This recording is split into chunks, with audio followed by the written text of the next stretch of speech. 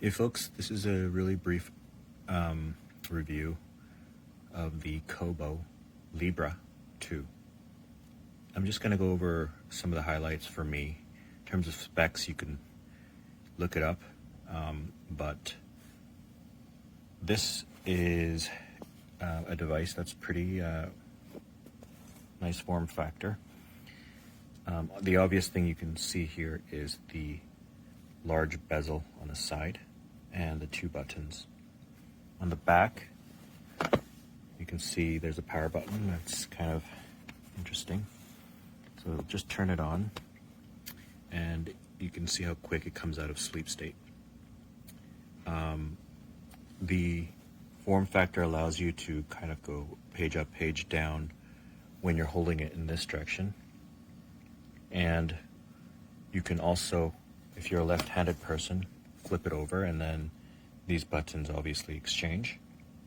But the cool part of this device, I really like holding this device in this orientation. You get wider lines, more characters per row. And again, these buttons switch to, page up, page down. Very cool. I love that. That's my favorite part of this device.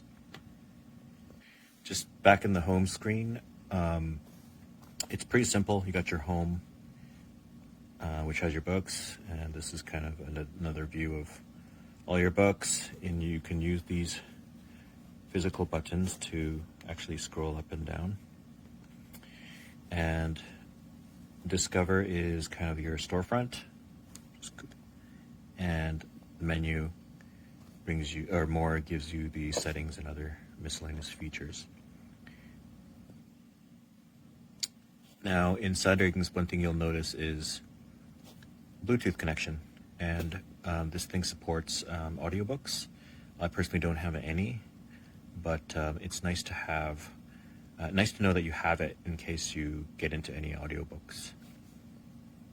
In terms of the interface I just reviewed, one thing that's hidden is if you press and hold a book, additional items appear, kind of like a right-clicking on icon on your PC. And I'm just going to say read now. One, I really like the refresh of this device. Like, that is darn fast.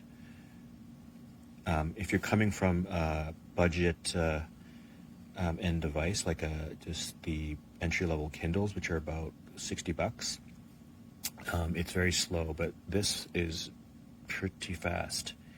The equivalent priced device from Kindle is the 6.7-inch Kindle. Similarly priced. This is a $200 device, and the Kindle 6.8-inch screen, which is basically what this is around $200 as well. So pretty cool. I think it comes down to what ecosystem you prefer. The Kindle has Kindle-only books, but obviously Kobo has a wide selection of books as well.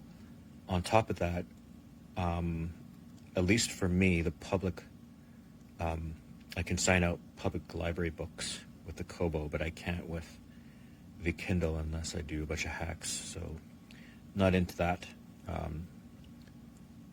There's some choices there for you. The screen is absolutely paper-like.